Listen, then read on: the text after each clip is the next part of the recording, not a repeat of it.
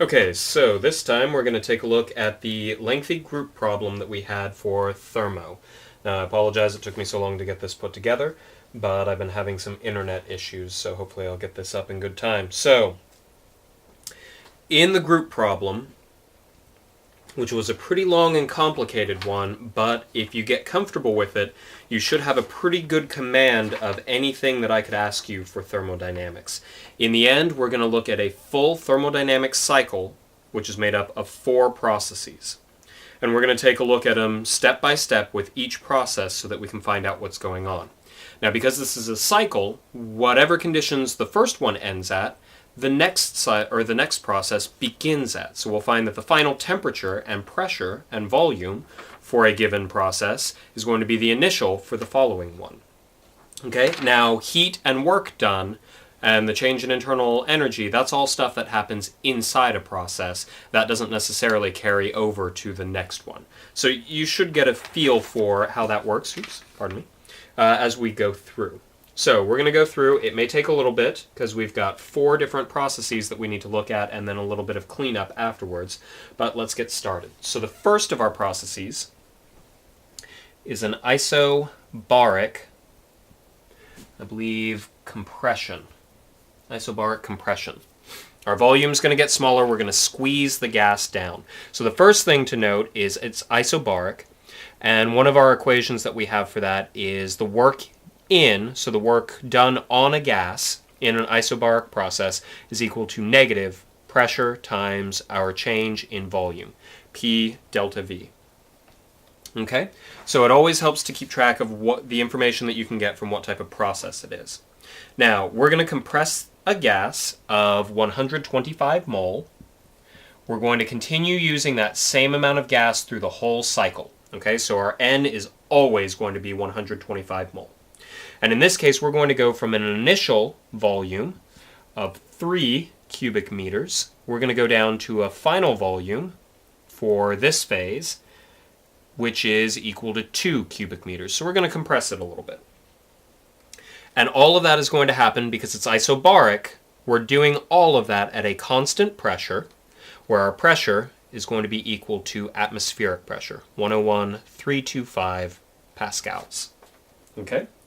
The gas starts at 20 C. So I'm going to have my initial temperature is 20 C. But for what we want to use, it's smart to convert that over to our absolute temperature. So this will be 293 Kelvin. Because we'll take 20 C plus 273 to convert it to Kelvin. Okay, the first thing I ask is, what is the final temperature of the gas during this process? So after we do all the things we're going to do to it in this process, this isobaric compression, what's our final temperature? Well, for that, we're going to turn to the ideal gas law. Let me double check. Yep. Okay, so we'll have PV equals NRT. I'm going to plug in, because I want to find the final, T final, oops, I'll keep with my convention, T1 equals what?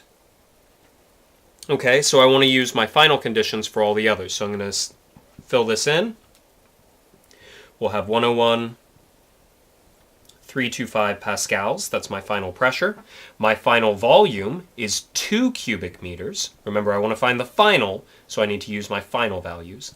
That'll be equal to N, which is 125 mole, R, which is 8.314 joule per mole Kelvin, times T final. And when I solve that, to keep things moving, I'm going to let you can pause it if you'd like, or check it some other way. But our final temperature is going to be equal to 195 Kelvin.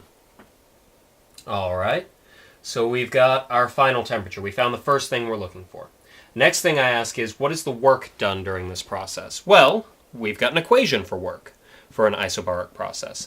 So the work done on the gas is equal to negative our pressure, which is 101,325 Pascal. Now remember, this equation only holds in isobaric, and that's why it just has P. It doesn't have P initial or P final, because in isobaric, our pressure is constant. Now we're going to multiply that by our change in volume. Delta is always final minus initial, so that'll be 2 minus 3, and both of these are in cubic meters. I plug this through, and we'll find that that comes up to -1. That'll actually cancel out that negative there, and I end up with a total of 101,325 joules, which is a Pascal times a cubic meter. It's energy, because we're doing work, and this is the work done on the gas. It's a positive number. That makes sense, because we're squishing our gas down. It's a compression, getting smaller.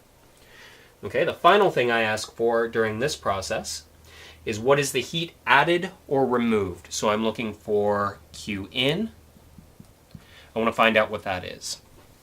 Well, the main equation that we have for heat is going to be delta U equals Q in plus W in. That is our first law of thermodynamics. Okay, well, we know our work. That's going to go in right there. I want to find Q, so I need to find my delta U. Well, we know our temperatures, so I can always turn to the equation delta U equals 3/2 nR delta T.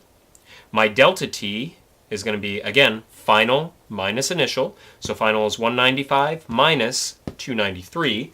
That gives me a change. Delta T is going to be equal to negative, where did I write that down? Negative 98 Kelvin. That's how much it cools down. So we have our temperature drop, which means our change in internal energy is going to go down. We end up with, where did I put that? Negative 152,770 joules, roughly. So I'll put that in. I've got negative 152,770 equals Q in plus 101,325 joules. All of these are in joules. And finally we find that the heat that I had to add to this system, I'll subtract that over. So I'll minus 101,325 minus 101,325. I find that the heat that I had to add, Q in, the amount of heat that I put in, is negative 254,100 joules. In other words, I've removed heat. I've cooled this gas off, which makes sense because I've got an isobaric, so I'm not changing my pressure. I'm making it get smaller, and it actually reduces temperature, so it makes sense that I'm cooling this down. In fact, if you think in class, this is very similar to what we did with the balloon when I poured liquid nitrogen on it.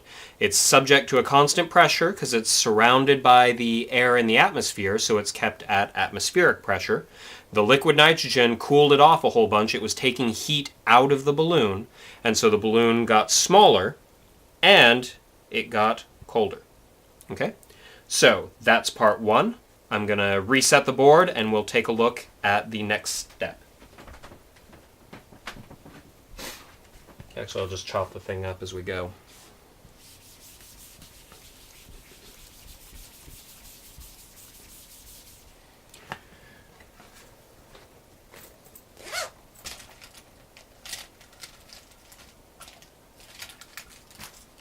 All right, so our second process, B. Pardon me. B is isochoric heating.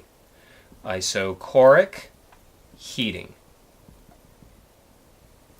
means we're probably going to be adding heat in, but more importantly, isochoric means our volume is constant. It's isochoric, sometimes called isovolumetric. And the other thing to remember about that is our work done has to be equal to 0. None of our walls can move, so no work can be done. All right.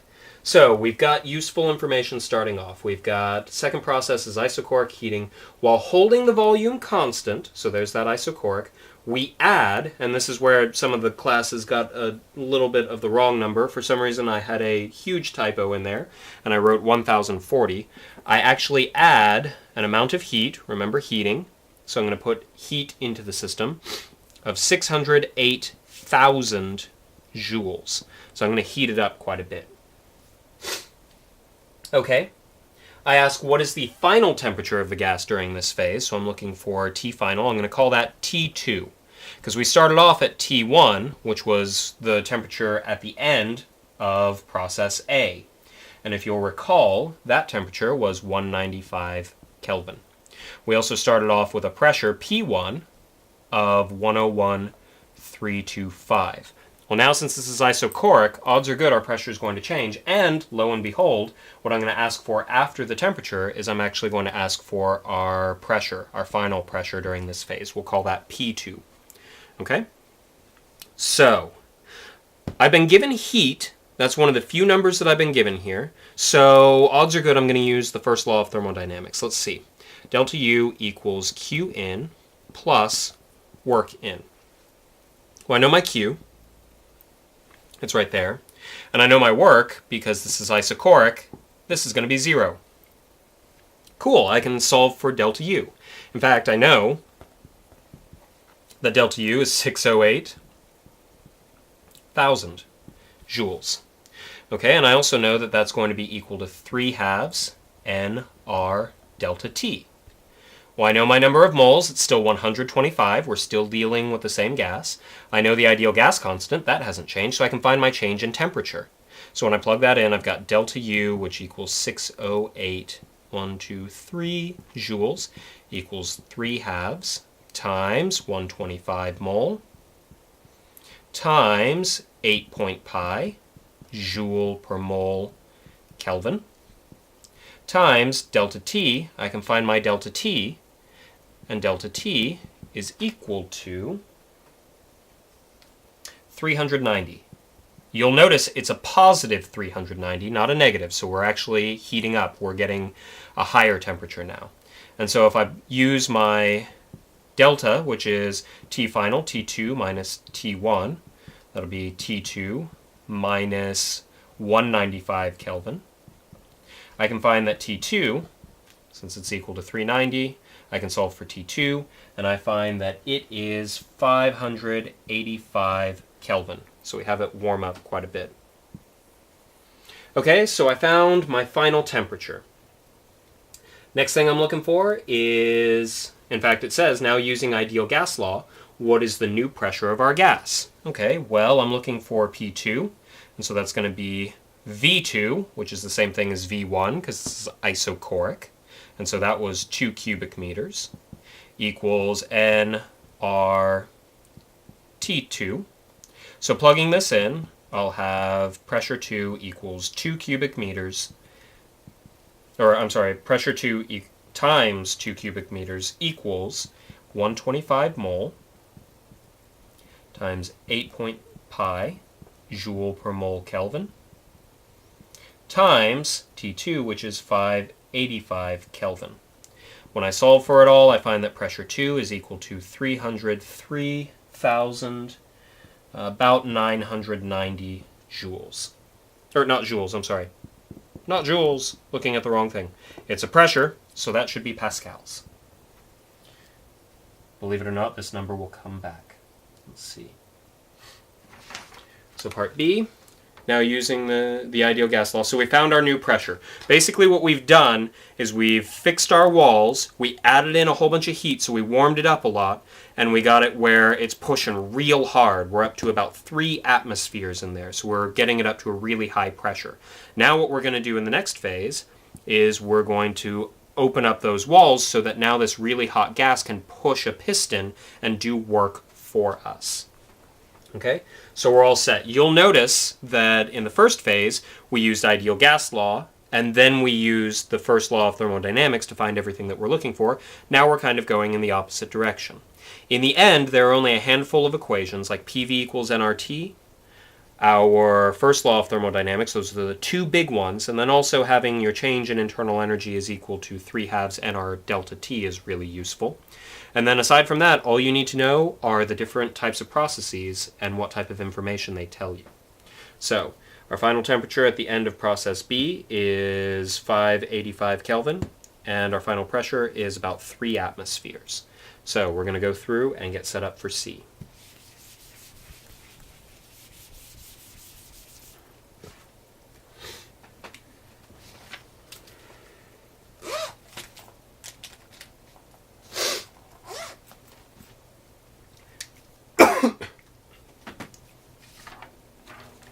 All right, now we let the gas undergo an isobaric expansion. Isobaric. And remember that means our pressure is constant. Okay? And the other thing that we get from that is our work in equals negative pressure times change in volume. Okay? We let it undergo an isobaric expansion back up to 3 cubic meters. So we had V2 at the end of the last round, or last phase, was 2 cubic meters. Now we're going to be looking at V3, which is going to be 3 cubic meters. We're having it go back up to its original size. The first thing I ask is, what is the work done? In this case, we have an equation for work in. That's negative P delta V. And our pressure, well, it's isobaric, it's constant. The last pressure that we had at the beginning of this cycle, I should say, was P2, which was about 3 atmospheres, 303,990 pascals. Okay, so if I plug this in, my work in will be negative 303,990 pascals times delta V. Our final is 3 minus 2 cubic meters, and we end up with negative 303,990 joules. There's that joules that I tried to use last time. Sorry about that. Now, one of the things that you'll notice is this is negative, but this is our equation for work in. We have an expansion, an isobaric one, so our gas is expanding and it's pushing a piston out. We're finally getting work out of this system. Work out is equal to negative work in. Basically, it's just keeping track of, are we putting energy in the system or taking it out? And so in this case, because this one's negative work in, this is actually work out. We're getting 303, well, almost 304,000 joules of work out of this engine. This is our cycle where we're actually getting it to do the work that we want it to do. So this is a pretty good cycle. So we found the work done by the gas. If I find the work done by the gas, then technically it's the work out, and it's this. On the exam or anything like that, as long as you're able to deal with these, I'm not that worried about you getting the pluses and minuses exactly what I'm looking for. That's kind of an advanced type thing to keep track of. Okay? I ask next, what is the temperature of the gas? Use ideal gas law. I give you that hint. So we'll go with P, what are we at? We're at P3, which is the same as P2, because it's isobaric. P3. V3 equals nRT3. Okay, so if I've got my pressure, which is going to be equal to 303,990 pascals, times my volume, which is 3 cubic meters, equals N, which is still 125, times 8.pi joule per mole Kelvin. Should be careful on that, 125 mole, times T3. If I solve for T3, I should come up with, please tell me I have that written down, T3, this actually warms up to 878 Kelvin. Okay, so, little strange that it seems to have warmed up while we're getting work out, but that's okay. That means that there's something more going on here than we see right away. And we're going to understand why it's doing that when I start looking at the other laws that we have that govern thermodynamics. Again, things can get a lot more confusing when you're dealing with an engine because we have multiple ways that we put energy in, we get energy out. A lot of different things can happen. So let's see what does happen. We found our final temperature. It went all the way up to 878. Okay, what is our change in internal energy? Okay, so delta U, which equals 3/2 nR delta T. Well, I ended with 878, and last time I finished with a temperature of, let me double check this, 585 Kelvin. That was T2. So at the very beginning of the process, it was 585. At the end, I've warmed it up to 878. And so if I find my delta T here, have I written it down? No, I just went through and solved for delta U. You should come up with something along the lines of 456,000 joules is our change in internal energy. You'll notice it's a positive number. Makes sense, our delta T, our final 878 minus 585. That's going to be a positive number. And so our internal energy goes up because the gas has gotten warmer. Okay, so we found our final temperature. Yeah, final temperature there. What is our change in... oh, no, wait. We found our final temperature. Now we found our change in internal energy. Hard to keep track of each of the individual sections here. How much heat did we have to add for this process? Okay, so I've got delta U. We're dealing with heat, so we probably want to use the first law of thermodynamics. Delta U equals heat in plus work in. Well, I know my delta U, so that's going to be 456,000 joules equals heat in plus work in. Well, our work in, remember when we evaluated that, was actually a minus 303,990 because we're actually getting work out of it. But in our equation, we use work in, and that's why I've had you update it so that we use the minus P times delta V so that our sign conventions work out. In the end, we find that the amount of heat we had to add was 760,000 joules. Turns out we had to add a lot of heat to get it to do all that work. That's why it warmed up so much, despite the fact that it's actually expanding. Okay, so we heated this up a whole lot so that we could get the work out that we wanted. Okay, so that is process C, and we shall move on to process D.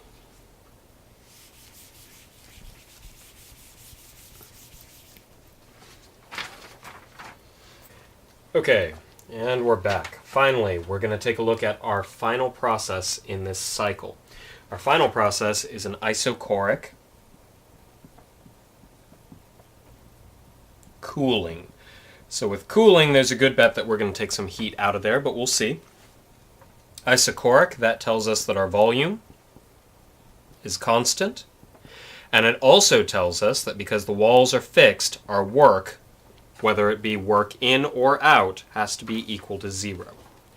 Okay, so with our final process, we also have to return to our initial conditions. So we're coming into this phase with a temperature, T3, that we ended last time with of 878 Kelvin. We had a pressure of 303,990 pascals, and we had a volume equal to 3 cubic meters. Now, for this to be a cycle, we have to return to our original conditions at the very beginning of all of this, which means what we're going to end with, T4, which is going to be equal to our original one, was 293 Kelvin. P4, that should be a 3, will be equal to 101,325, good old atmospheric pressure. And volume 4 will be 2 cubic meters. Okay? So, for this we know that the work is equal to 0. The first thing that I want to find is, let's see, actually, I'm repeating that. The first thing that I'm looking for is how much work is done during this process. We know it's an isochoric, so the work is 0. That's convenient. Finally, I ask how much heat is added or removed, and so that's why I started with the work, because to find the heat, like usual, we're going to use the first law of thermodynamics. That'll be our change in internal energy equals our heat in plus our work in, but our work in is equal to 0. So if we can find delta U, we can find our heat. So delta U is equal to 3 halves nR delta T. And delta T, well, our final is 293 minus our initial, 878. It's going to be a negative number. I'm going to plug in, this is 125 mole, and then the ideal gas constant, 8.pi. When I plug those in, I'm going to find that my delta U, because I don't think I wrote down the change in temperature, but my delta U is going to come up to negative 912,000 joules, thereabouts.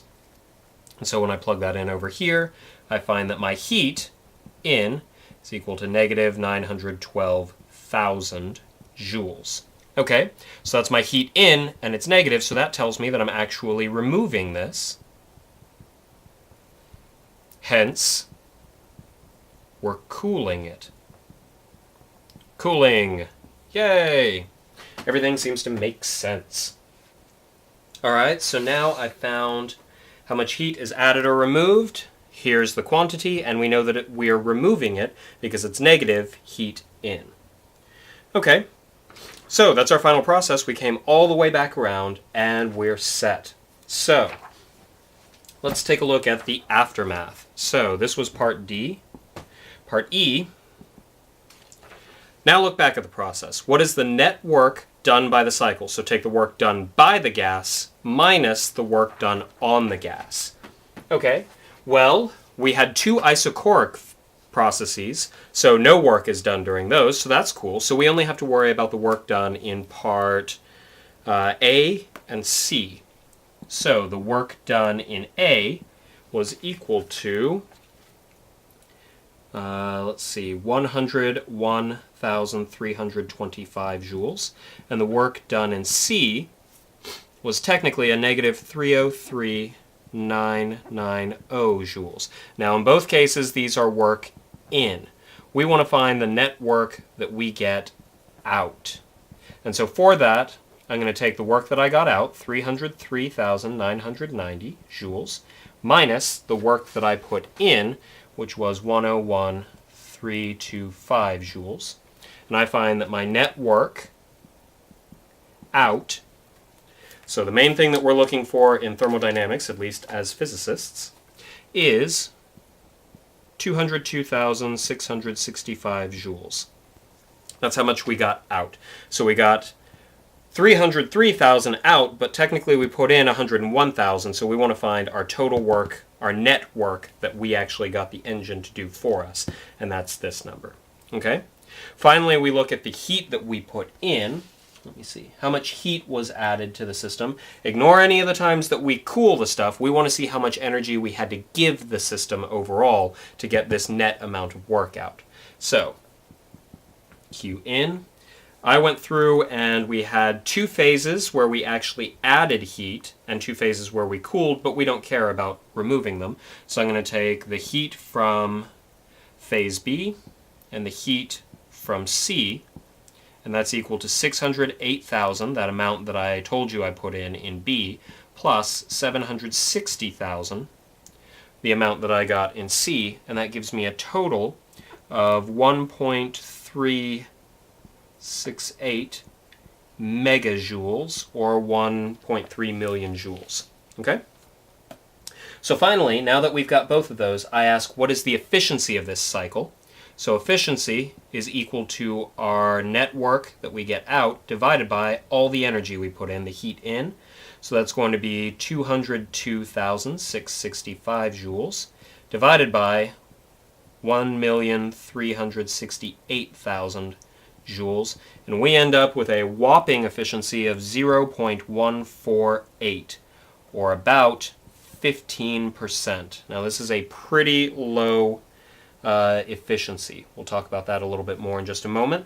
Remember this value, we're going to take a look at, in fact, we'll go ahead and do that now. I'm going to go through and clear the board, or at least the top part, so we can take a look at the next part. Okay, so we just looked at E. Let's take a look at F. In F, I give you information, say if this were a Carnot engine instead. I tell you that our hot reservoir is going to be equal to 878, and our cold reservoir is going to be equal to 293. Okay? And so if that's the case, what would the efficiency of the Carnot engine be?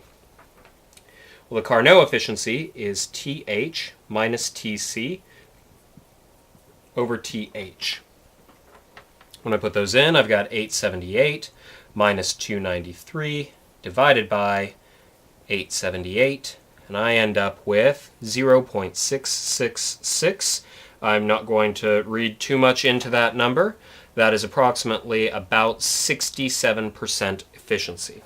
So then I continue to ask, so that's the Carnot efficiency, about 67%, which is a pretty good efficiency.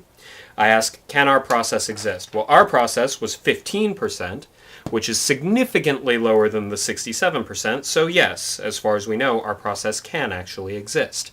If we had a bigger number here than that, then we'd know that somehow we were violating the second law of thermodynamics, and our process could not exist. Finally, if it does exist, how does it compare? Well, we can see pretty easily that it does not stack up very well at all. Now, I grant you this is the best efficiency that we could hope for out of any engine, but we're way, way beneath that. And so one of the things I wanted to follow up with on this is I went ahead and put this cycle together for us to look at where we've got 2 isobaric and 2 isochoric processes because they're easy for us to do the math on. They're easier to keep track of. In real life, when you look at actual thermodynamic cycles, the way that they're designed so that we get better numbers than this 15%, they'll use a lot more isothermal and adiabatic processes. Those work together a little bit more in how the numbers work out and usually will get you much better efficiencies than these. In fact, the Carnot cycle is actually made up of isothermal and adiabatic processes. So something to keep in mind. But for now, we'll mostly be dealing with isochoric and isobaric. They make the next thing that we're going to do a lot easier. So we've done everything except for part G. I'm going to clear this bottom part and we'll see if we can do that real quick. So I'm going to draw this out. The last part was to graph the cycle we just looked at and see what we can get from that. So I've got something like this. I've got 101,000, 202, 303, and 405. The way that I'm dropping a few other things. This was 303,975, this was 6, and this was 325. So, but this is pretty much the graph that I had on the piece of paper. So this is our pressure in pascals, and this is our volume in cubic meters. So here's 1, 2, 3, 4. All right, so if I go through and I do my entire cycle, let me see if I've got all of this correctly. Looking back, process A was isobaric, and we started out at 3 cubic meters and atmospheric pressure. So we started here, and it was an isobaric, so constant pressure, that means horizontal line, to 2 cubic meters. This is process 1. I've got a little arrow keeping track of my direction. Process 2. Where are my markers? Process 2 was an isochoric compression. We went from 2 cubic meters, which is where we remain actually, isochoric, so we're going to have a vertical line. We went from 1 atmosphere up to approximately 3 atmospheres. So that's B. Guess I could mark these. A. All right. Next one was another isobaric. We let it do some work and expand back up to its original 3 cubic meters.